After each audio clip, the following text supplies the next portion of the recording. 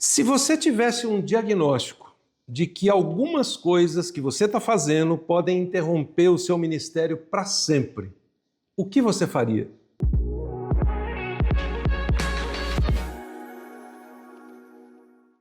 Bom, eu quero começar hoje com essa pergunta incômoda aqui no Envisionar Podcast, em parceria com a Rádio Transmundial, para ajudar você que é pastor ou líder, seja na igreja ou em qualquer segmento, a avaliar como é que está a sua vida e se você realmente tem condições e tem as características para se tornar um pastor ou um líder resiliente. Todo esse processo e essa série de episódios aqui do nosso podcast estão baseados nesse livro chamado Pastor Resiliente, que nós lançamos agora recentemente. Ele é fruto de uma pesquisa feita nos Estados Unidos e em vários outros países sobre o estado dos pastores. E nós repetimos a pesquisa aqui no Brasil. Esse livro tem um capítulo só do Brasil, com mais de 1.100 pastores que responderam de 220 denominações diferentes, das mais tradicionais, das mais pentecostais, e ele dá um reflexo, um diagnóstico realmente de como estão os pastores, e certamente, mesmo que você não tenha respondido à pesquisa, você vai se ver ali. E esse diagnóstico pode então te ajudar. Bom, alguns anos atrás eu participei de uma palestra com um irmão nosso, que eu não sei se você sabe que ele é cristão, chamado Kenneth Cooper. Ele foi o criador do método Cooper, quando você sai correndo e, estou fazendo um Cooper. Pois é. E eu me lembro que essa palestra era para pastores e líderes lá no Rio de Janeiro, já tem muitos anos isso, e ele fez uma pergunta. Ele disse: quantos de vocês, no final da vida, quando você tem mais experiência, mais sabedoria, mais capacidade de realizar algumas coisas, quantos de vocês gostariam de estender a sua vida por pelo menos uns 10 ou 15 anos? Bom, é lógico que todo mundo levantou a mão. Ele disse: então, vou dar a receita. E estava todo mundo assim, ansioso, achando que ele ia receitar um remedinho, algo para você comer ou coisa desse tipo. Ele disse: não, cuide da sua saúde, tome bastante água, coma alimentos naturais, durma bem, descanse, tire folga semanal, tire férias, esteja com a sua família, equilibre, ministério e família e tal. E foi, obviamente, frustrante para todo mundo que estava ali, porque todos nós éramos malucos, por ministério, por estar na igreja, ou na denominação, ou numa organização, trabalhando 12, 13, 14 horas por dia, viajando, etc. Mas ao longo do tempo, aquilo me chamou muito a atenção naquela época e eu procurei começar a tomar alguns cuidados, era bem mais jovem, e isso me ajudou a criar algumas disciplinas ao longo da vida. Eu não sou a pessoa que tem todas as disciplinas, mas eu procurei gradualmente ir agregando algumas disciplinas que pudessem, não por meu interesse, estender os anos da minha vida, mas, de outro lado, me tornar, num certo sentido, um pastor resiliente, um líder que tem as condições de se manter firme para poder ajudar outros e ter condições de passar o bastão, de passar o legado para outros. Bom, eu queria dar hoje alguns dados para vocês do porquê isso é importante, do porquê isso, na verdade, é crucial. Eu comecei usando, alguns episódios atrás, a figura dessa pequena árvore. Ela não é só uma plantinha, ela é uma mini árvore, e o cuidado dela se dá de uma forma bem simples.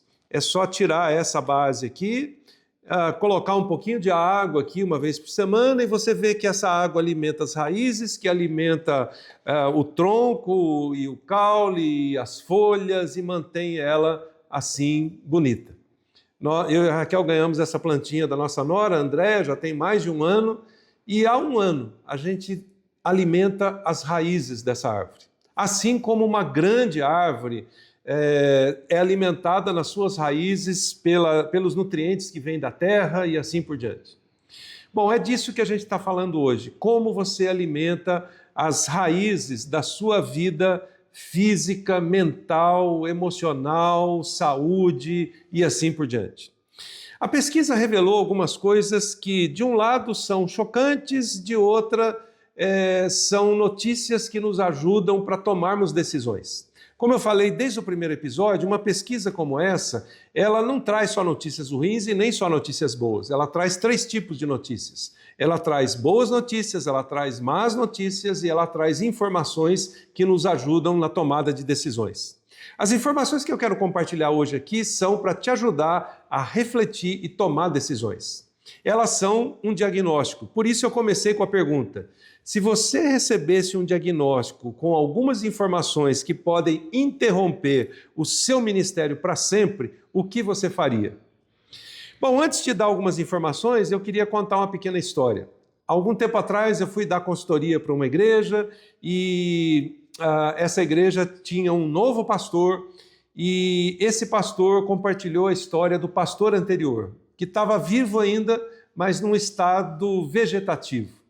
Ele tinha seus menos de 60 anos de idade e já há cerca de uns 25 ou 30 anos ele liderava aquela igreja com paixão, ajudou a plantar aquela igreja, fez a igreja crescer, mas ele era incontrolável em relação ao tempo que dedicava para a igreja, para o ministério, para as atividades, etc. Ele conseguiu até estruturar uma boa família e tinha também uma outra atividade profissional, mas ele não soube medir como cuidar do seu corpo, da sua saúde, da sua mente, das suas emoções ao longo do tempo, e com menos de 60 anos de idade, ele teve um burnout, e esse burnout gerou um tipo de uma descarga física e emocional no seu corpo, ele teve diversos tipos de paralisia, e, infelizmente, a essa altura, ele já estava talvez há uns 7 ou 8 anos, simplesmente deitado numa cama, vegetando, sem reconhecer as pessoas, tinha perdido a memória,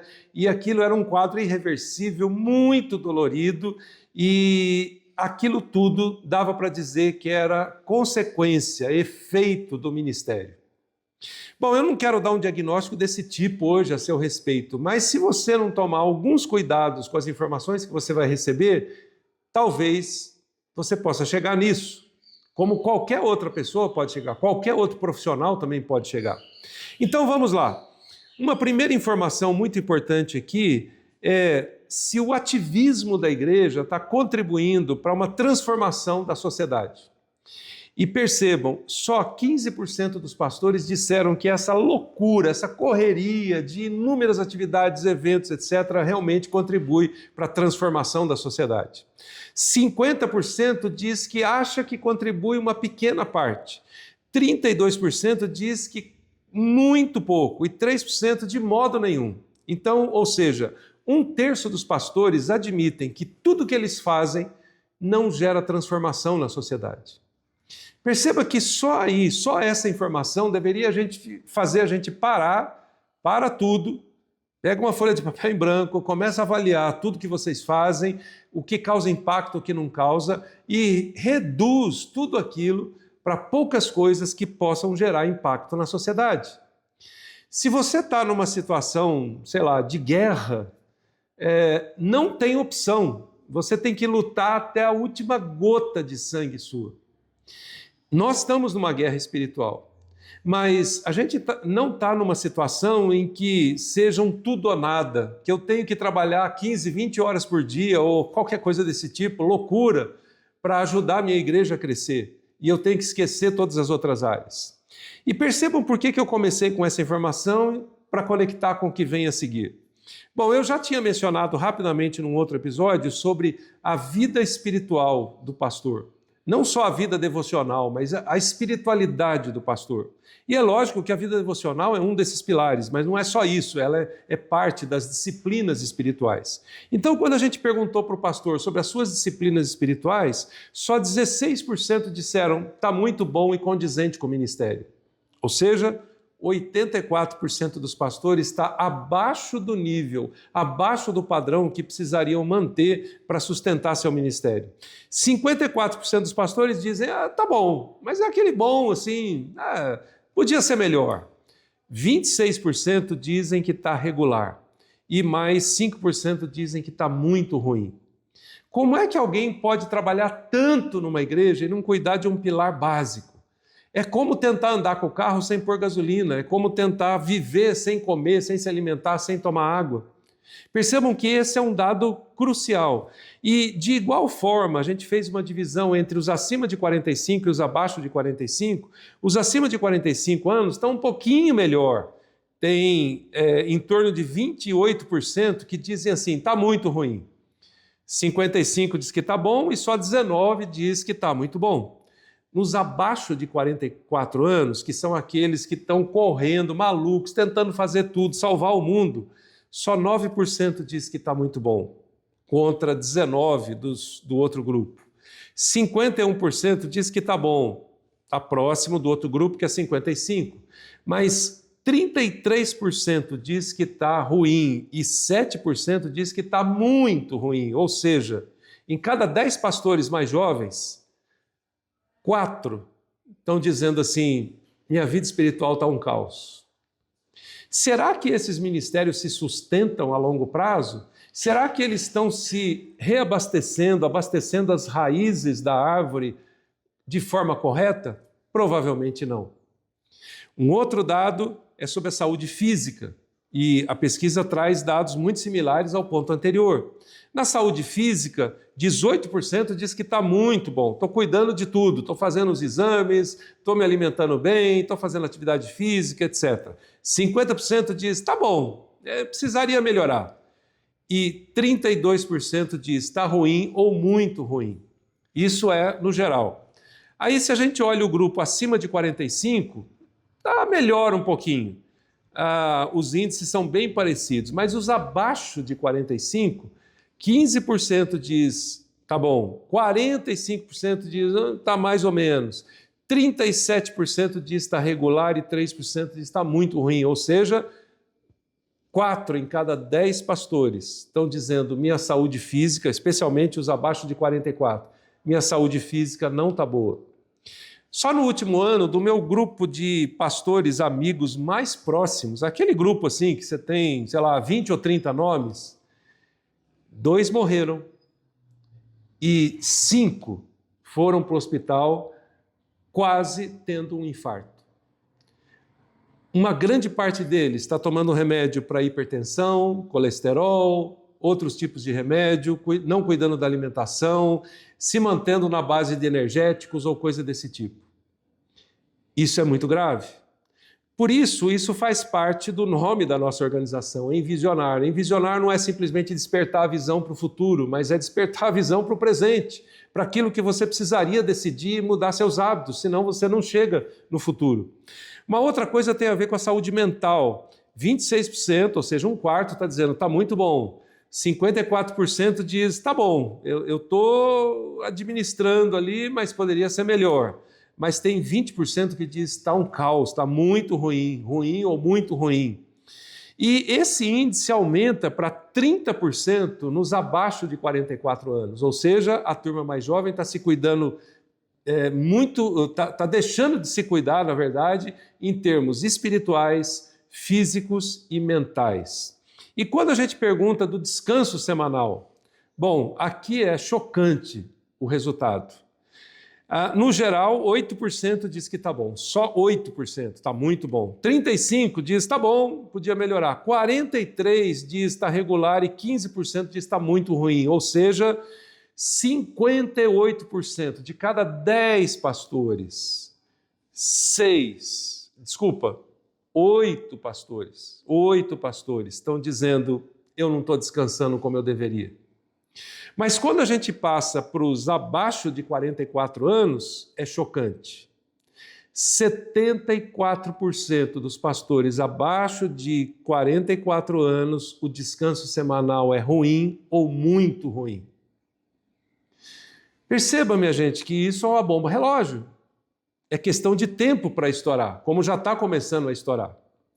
Então perceba que isso se reflete em todas as outras áreas. Uma outra pergunta que a gente fez foi como é que está o alinhamento entre as tarefas ministeriais e o seu senso de propósito? Tudo que você está fazendo te leva para um alvo? E a resposta também foi chocante. Não. É simplesmente ativismo.